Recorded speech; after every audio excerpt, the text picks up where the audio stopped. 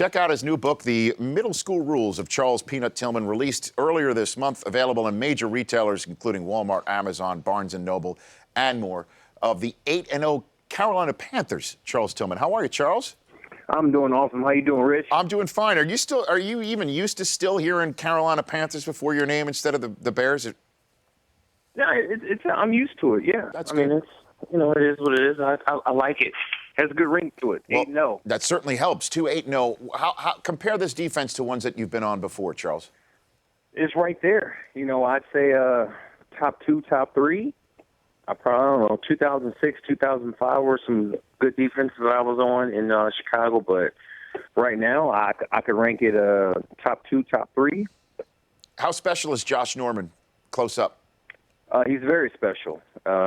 He has the ability to make plays, and I think he's having a career year. But I can't give him all the credit. I think Steve Wilkes has done. I think he's done an amazing job of coaching Josh and getting him and helping him be in position and just really helping him refine his technique. And how about building you? And working at his craft. How about you? How have you helped out in that regard, Charles? How have I helped out? Yeah. I haven't done a lot. I'm not going to take any credit for Josh's performance.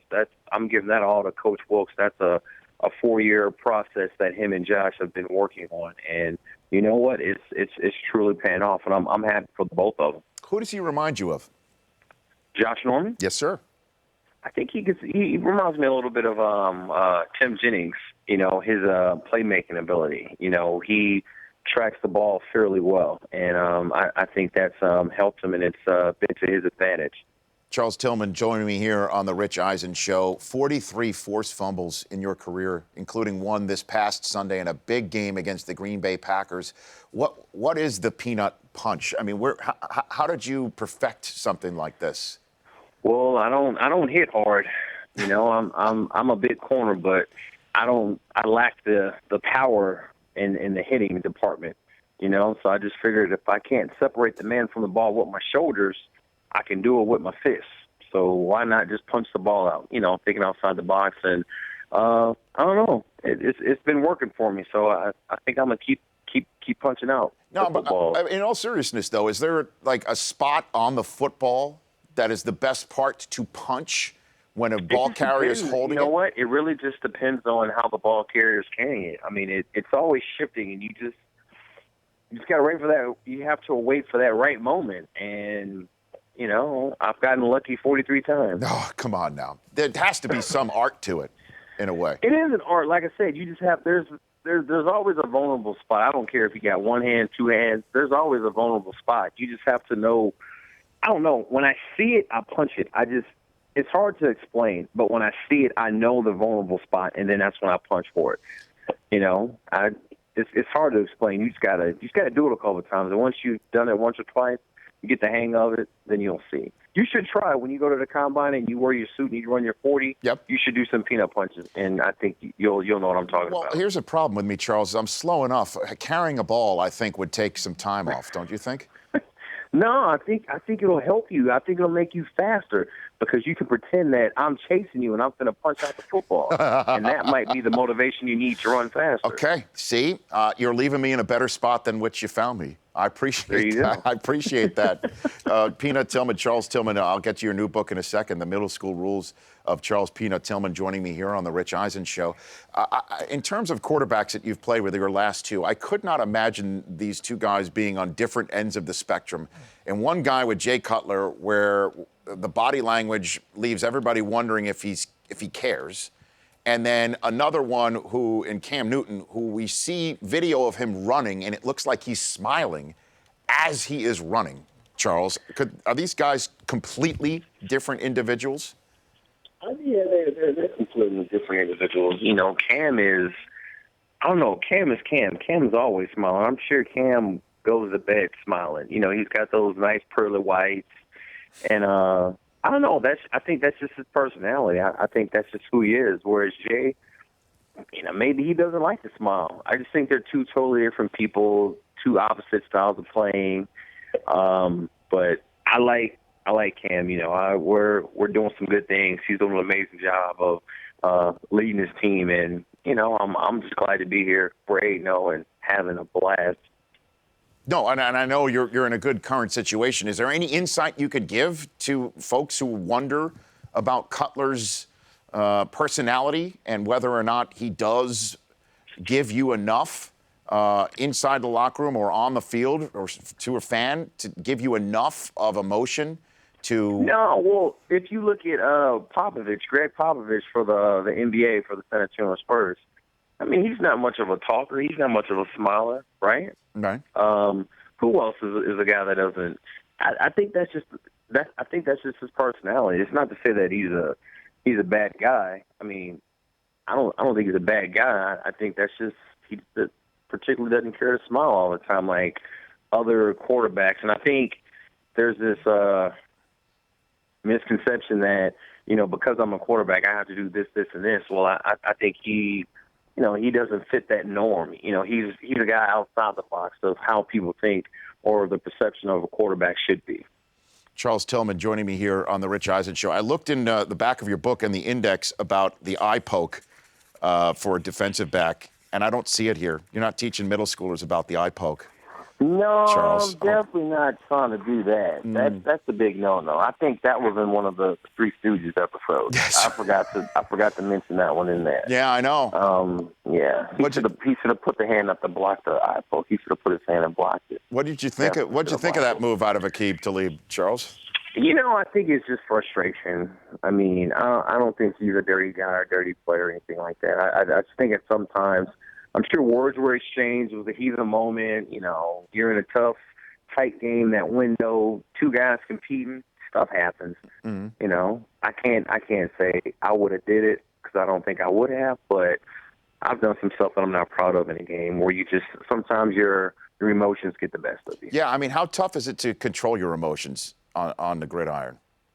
So that last part again? How tough is it to control your emotions on the field? How tough is that? It's extremely tough.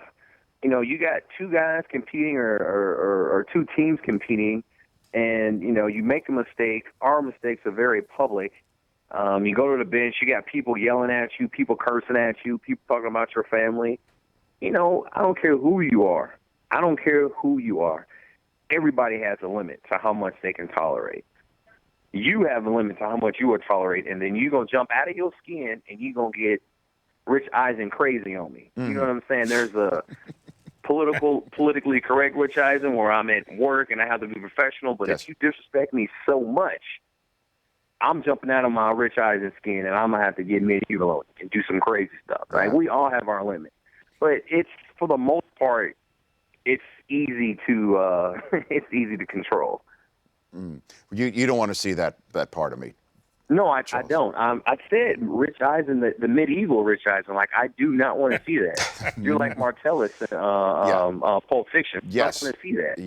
Yes. I know. For instance, I came to work on Zed's chopper, for instance. That's how I drove to work. You know what I mean? I'm glad we're doing this interview over the phone. Yes. Because I don't want to see you in person. Yeah. But my LA privileges have not been revoked, however. That's why, I'm allowed to sit here on the Rich Eisen Show set. For those that don't know, we're talking about the movie Pulp Fiction. Oh, yes. Just so y'all know, all your listeners know. Oh, just so that they know. Is that your favorite part of Pulp Fiction? The watch, the Bruce Willis and Marcellus, or is there another? No, the back seat when they're talking about, do you really think that God came down to intervene and he shot Marvin in the head? You just shot Marvin in the face. We hit a buffer. So, to me, that's classic. That is classic. Excellent. Well, I might as well ask you the poll question before I get to your book. The poll question today, because we have Michael Imperioli, the actor from The Sopranos and Goodfellas, on the show today. Chris Brockman asked Charles Tillman this question. Go for it. Charles, what's the best gangster movie? Goodfellas, The Godfather, Scarface, The Untouchables. So The Untouchables is really good. I Want His Family Dead. That's a good one. I don't know. Goodfellas is good, man. Joe Pesci, he's an animal. He is. Did you say Casino too? Was Casino in there? No, we left that one We off. talked about it, but we that left it one off. Okay, I'm gonna have to say Goodfellas then. Yeah, because we only kept one. Because it's based on a true story too. So yeah, I'm gonna have to say 100%. Yeah. Without a doubt, Goodfellas. Yeah. We figured one Scorsese movie's enough. Let's talk about this book. Why write the middle school rules of Charles Peanut Tillman? What about this book? Why not? Why not write it? Kids today, they idolize athletes, and Sean Jensen and myself, felt it was appropriate that write a book about kids or write a book about yourself when you were a kid. I think kids look at athletes and they think that they're without fault or they don't have any struggles. They're just, Charles Tillman, J.J. Watt, whomever. They're this big, strong guy in the NFL. But, we've all had our downfalls and struggles. And, this book just highlights some of my downfalls and struggles and rules that my parents, teachers, coaches taught me and helped me and shaped me and molded me into the man you're talking to right now. Yeah, I mean, there's a lot of chapters in this book about real life, one of which is divorce. There's something about it. I mean, this is some serious subjects you're putting in this book.